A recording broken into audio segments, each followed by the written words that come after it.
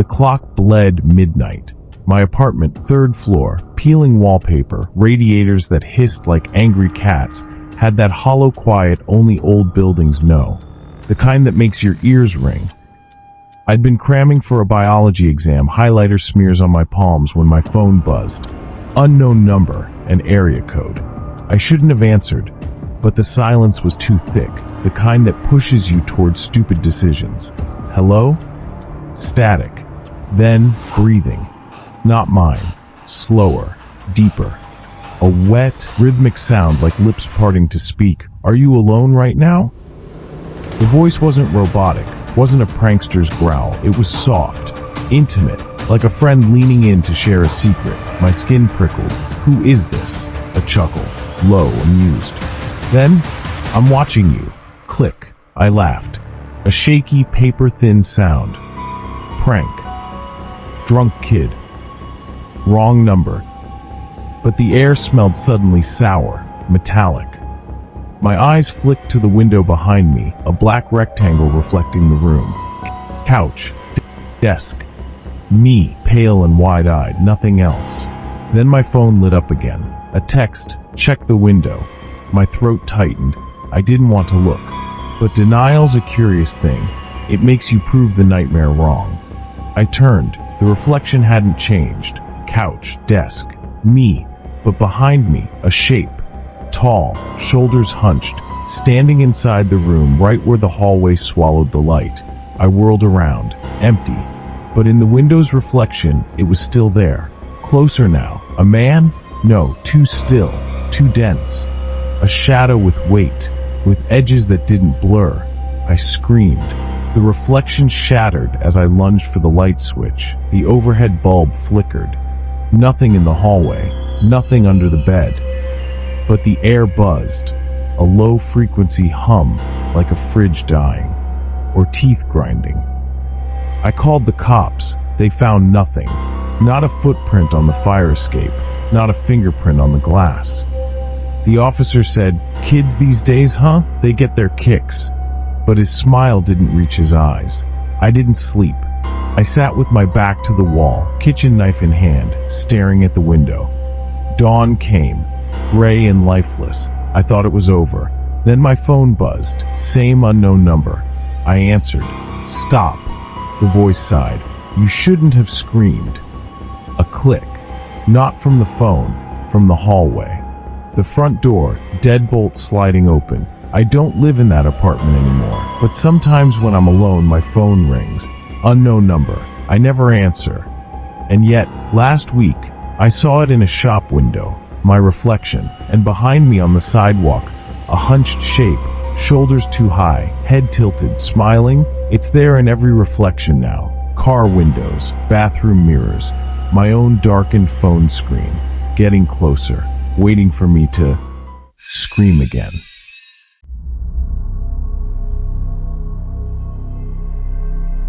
You know how some roads feel alive? Not in the way a river or a forest does. This one felt like a sleeping thing, a coiled spine of cracked asphalt cutting through Nebraska cornfields gone feral.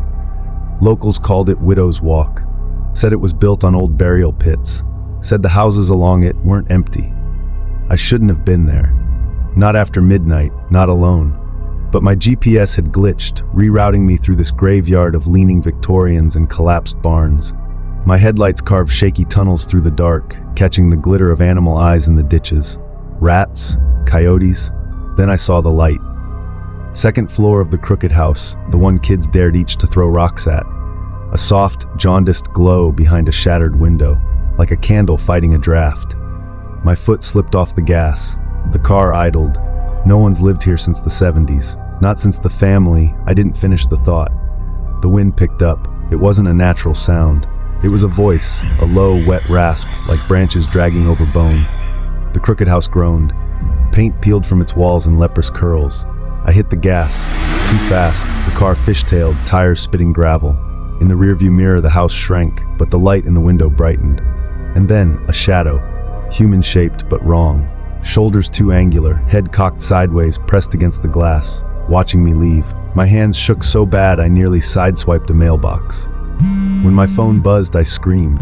It was a text from Lacey, my college roommate. "Hey, you okay? Just saw your car past my house. You look like you're about to crash." Ice slid down my spine. Lacey lived 90 miles east. I called her. Voicemail. Texted back, "Not funny. Where are you?"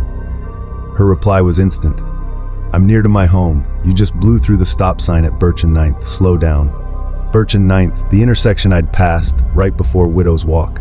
I pulled over. Cornstalks whispered. The air smelled like burned hair. "Check the mirror. Check it." I didn't want to, but I did. The crooked house was a black cutout against the moon, except for two lights now. Second floor, first floor, both sickly yellow. And in the upstairs window, the shadow, closer.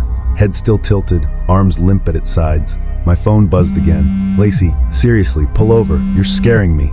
I threw the phone into the passenger seat. It rang. Unknown number. I answered. Static. Then a wet, clicking breath. "Turn. Around." The engine died. Just stopped. No warning lights. No sound. Keys jingled as I twisted them. Nothing. That's when I heard it. Footsteps. Not on the road. In the corn. Slow. Deliberate. Stalks cracking like knuckles. Something was out there. Walking parallel to the car. Keeping pace. My phone lit up. Lacey's name. "Why won't you answer me?" A hand slammed against my window. The face pressed to the glass was hers, but not. Eyes glassy, pupils blown. Skin gray as old dishwater. Lacey's lips split into a grin too wide for her face. "You shouldn't have looked back," she hissed. Then she was gone. The engine roared to life.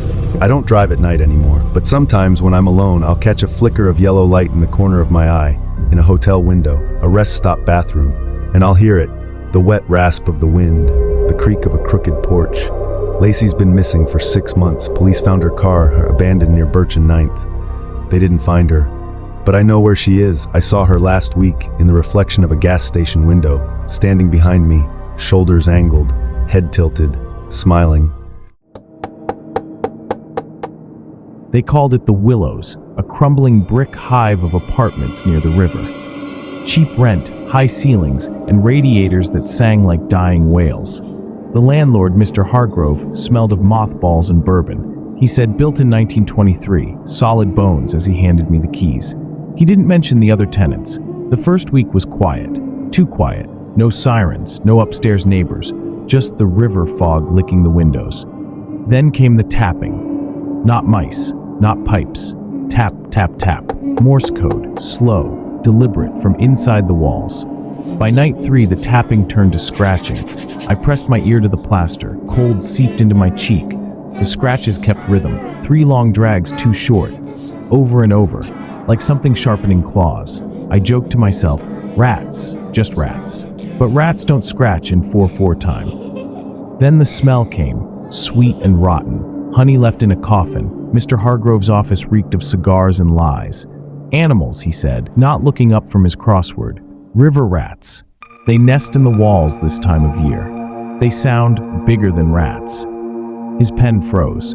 For a second, his face went slack, like a puppet with cut strings. Then he laughed. Too loud. "You're welcome to break the lease, but good luck finding another place at this price." As I left, I noticed the filing cabinet behind him. Dusty, except for one drawer labeled 1987 to 1990.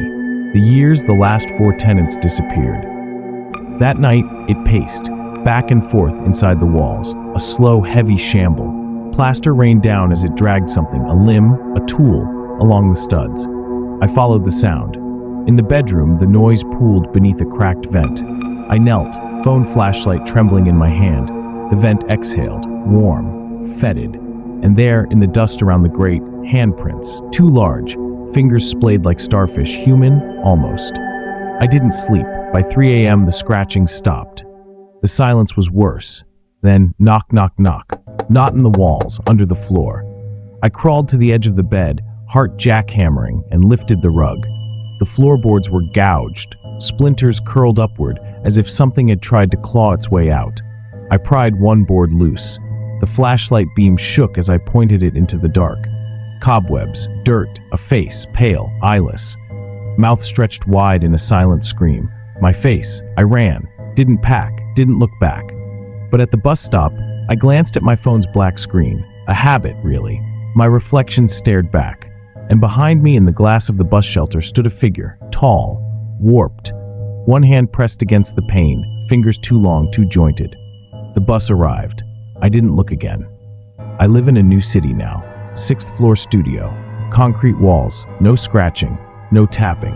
I didn't look again, but sometimes when I'm half asleep I hear it, the hum of the radiator, the same rhythm, 3 long, 2 short. And last week I found something in the bathroom vent, dust, and a single fingernail, curled, yellow, not mine.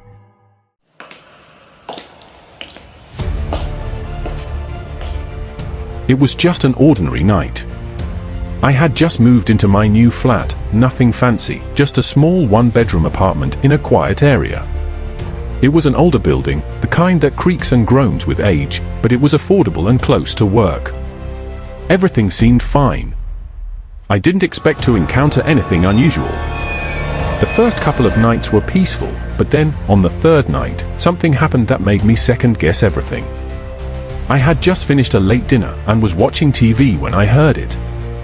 It was soft at first, just a faint tap tap tap from somewhere in the apartment.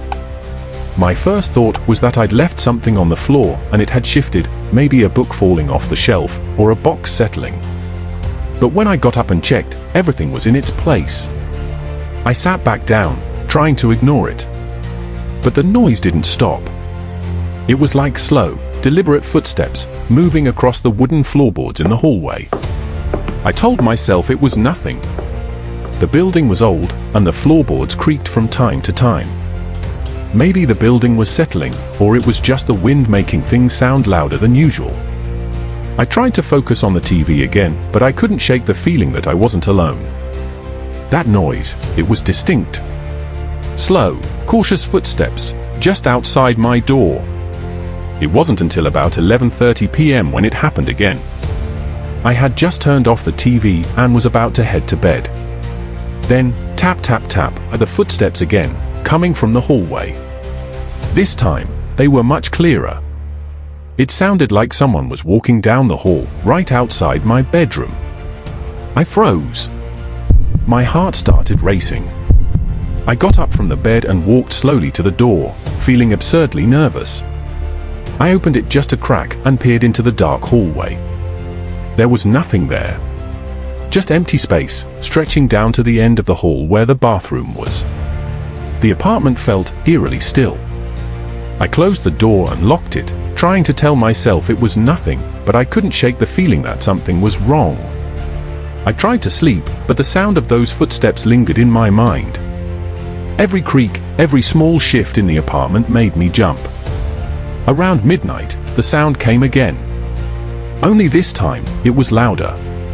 The footsteps were closer, like someone was standing right outside my door. I didn't know what to do. I thought maybe it was just someone else in the building, maybe a neighbor who had forgotten something or was having trouble with their door. But then the sound came again, louder, more deliberate, closer. At this point, I couldn't ignore it any longer. I grabbed my phone, planning to call my landlord or even the police. But before I could dial, I heard it. A soft voice. It was so quiet, I could barely make it out, but it sounded like someone was whispering. I stood there in complete silence, listening. The voice sounded so close, like it was coming from just outside the door. It wasn't clear enough to understand the words, just soft, muffled sounds, like someone was murmuring something under their breath. I felt a cold chill wash over me. I couldn't breathe. My instincts told me to leave, to run, but I didn't know where I'd go at this hour. I stayed still, holding my breath. The whispering stopped. But the footsteps didn't. They continued, moving down the hall again, slowly, dragging the air with them. That was when I couldn't take it anymore. I grabbed my phone, dialed the landlord's number, and tried to explain the situation. He told me it was probably just the old building making noises, that the pipes or the heating system sometimes caused strange sounds in the night.